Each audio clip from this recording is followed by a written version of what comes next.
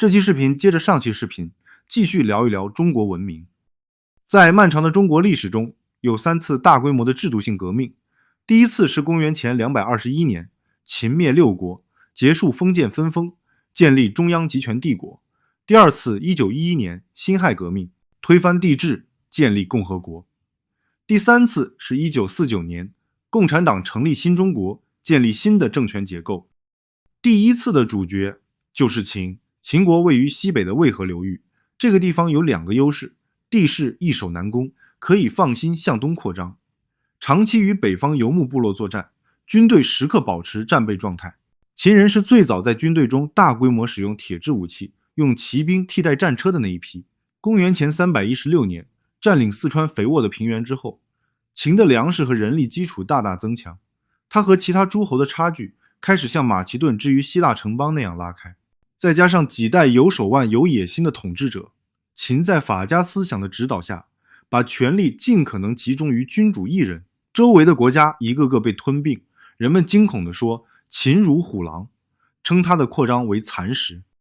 到公元前221年，秦王扫平六国，自称始皇帝，意思是我是第一个皇帝，后面会有第二、第三，一直传到万世。上台之后，他开始在全中国推广之前在秦国内试验成功的一整套模式，废除所有封建诸侯国，把全国划分为郡县，郡县的官员都由中央任命，垂直管理，除秦原有军队外，其余军队全部解除武装，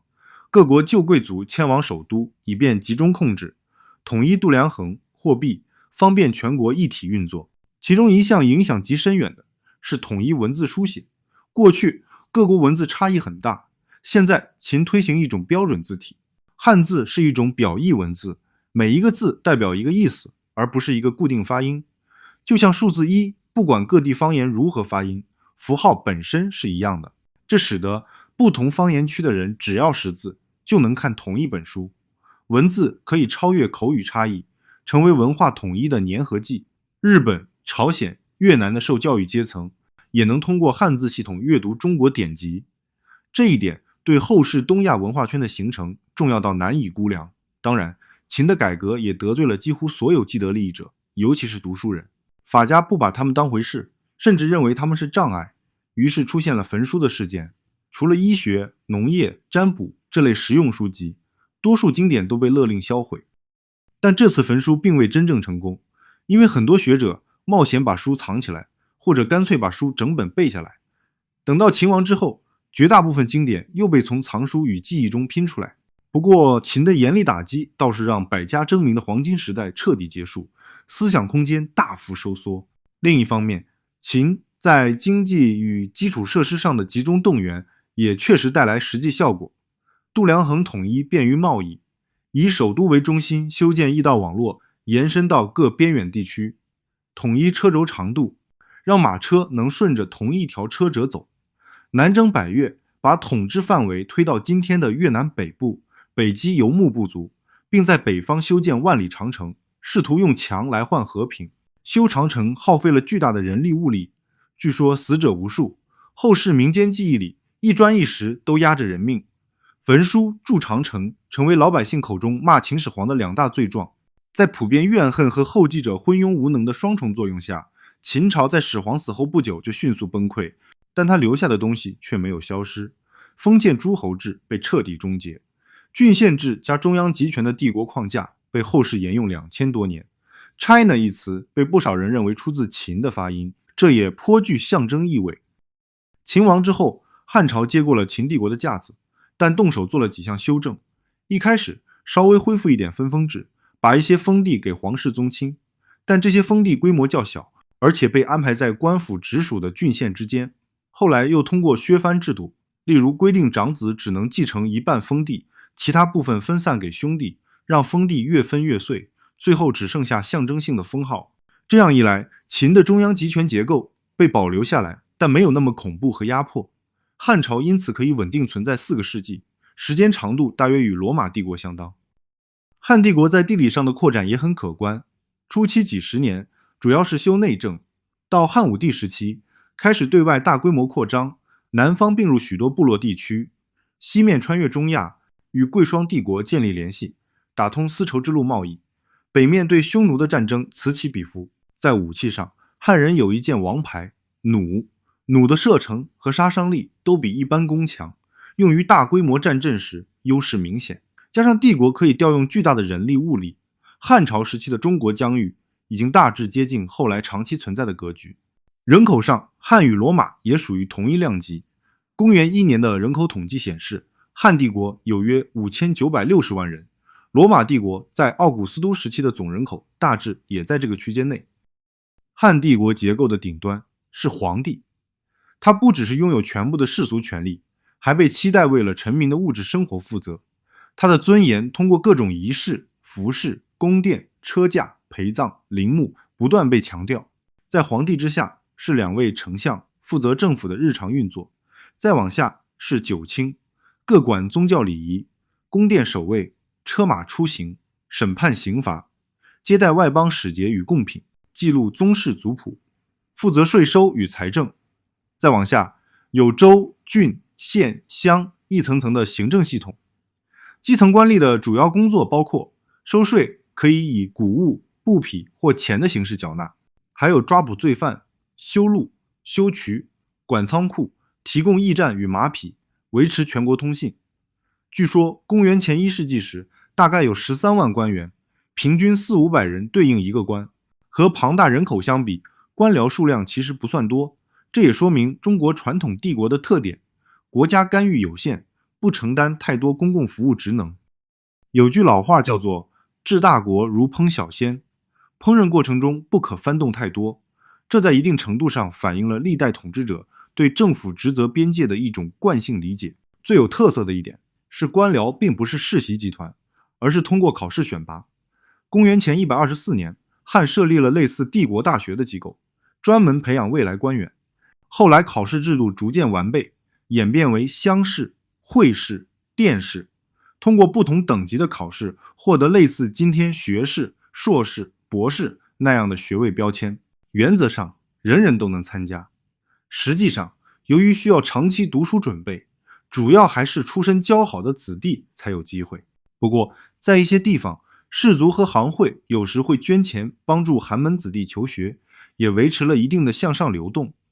考试内容以儒家经典为主，意味着整个帝国是按照儒家原则治理的。此外，还有一条规定值得注意，官员一般不在本乡本土做官，以免利用家族势力搞地方王国，这对维持中央统一很重要。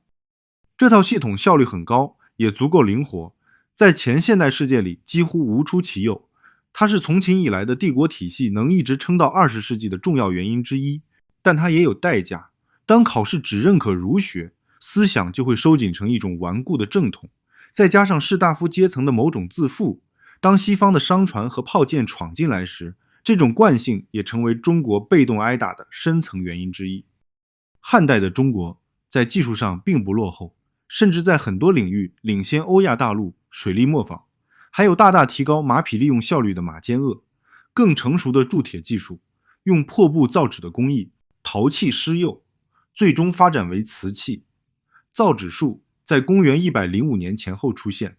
很快取代了笨重的木简和竹简。纸不如木片耐久，这确实导致一些书籍更容易散失，但它极大降低了书写成本，使知识的保存与传播更加方便。施釉技术则是另一场静悄悄的革命。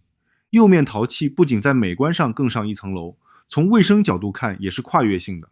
光滑的瓷器比粗糙的陶器、木器更容易清洗。在文学方面，汉代最重要的成果是史学。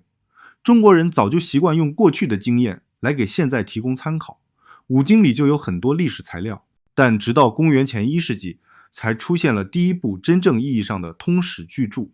就是司马迁父子完成的《史记》。司马迁作为朝廷史官，有权查阅国家档案，又喜欢远行到各地搜集地方文献，所以《史记》更像是一部大规模的史料汇编，而不仅仅是他个人写的故事。他自己也很谦虚地说，我只是在把过去流传下来的材料整理成系统，这算不上创作，只是如实记录。这种写法的缺点是缺乏整部作品那种强烈的戏剧性与统一叙事感，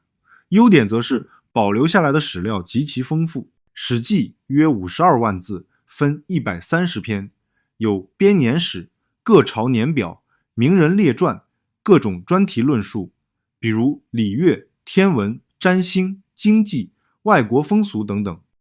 后来的史学家纷纷效法，于是中国形成了一个独特的传统，持续几千年的官方修史工程，留下的原始资料数量之庞大，其他文明很难相比。同时，中国史学普遍带着一种天命观，皇帝如果仁慈、公正、真诚，就被认为得到天命，代表上天治理天下。当他变得残暴失德时，就被认为失去天命，反抗他不再是罪行，而是替天行道。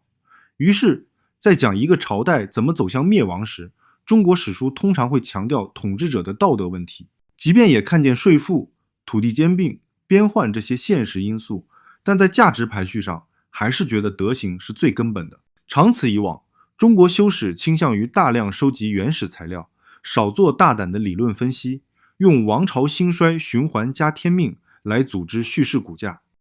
很多人习惯用王朝循环来讲中国历史，创业之主英明强干，子孙渐渐腐化，最后被起义推翻，再来一轮。这种说法不完全错，但还有更深的一层，经济与财政的循环。一个王朝刚建立时，战乱刚结束，社会恢复，人口回升，土地重新分配，自耕农占多数，生产力提高，国库收入充足。但随着时间推移，皇帝和朝廷不可避免地会承担越来越多的开支，要修更多道路、运河、防御工事，要盖更宏伟的宫殿，要维持庞大的宫廷消费，要打各种边疆战争，大约过上百年，财政开始吃紧。为了填补亏空，政府加税，税负主要落在自耕农身上，于是自耕农撑不住，只能把土地卖给大地主，变成佃农。大地主凭借势力少交税，甚至逃税，纳税人口越来越少，税负在少数人身上越来越重，这就形成一个恶性循环。税升高导致自耕农破产，然后土地集中导致税源缩小，于是再加税，导致更多人破产。与此同时，公路、沟渠疏于维护，生产率下降，饥荒、盗匪、起义越来越多，边防也可能因无力维持而松动，游牧部落乘机入侵，内乱加外患一起到来，一个王朝就走到了尽头。这正是西汉的路线。汉武帝通过战争把帝国边界推得很远，但也严重透支了国家资源。他也想了办法应对，使货币贬值、卖官爵，恢复盐铁酒的国家垄断。在他在世的时候还能压得住局面，但后继者就陷入泥潭。后来黄河决口，大片农民无家可归，于是加入盗匪和起义。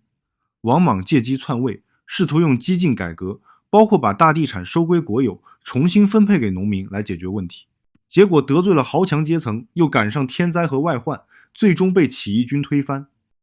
东汉在一片战乱后重新站起来，前期又重走了一遍帝国重新恢复再到繁荣的老路，后期则照旧滑入兼并、重税、起义、军阀、蛮族入侵的结局。到公元220年，汉朝灭亡，中国进入长期分裂与混战时期，局面和西罗马帝国崩溃后的欧洲有惊人的相似。好了，这期视频就到这里，古典时期的中国文明暂时就讲到这里，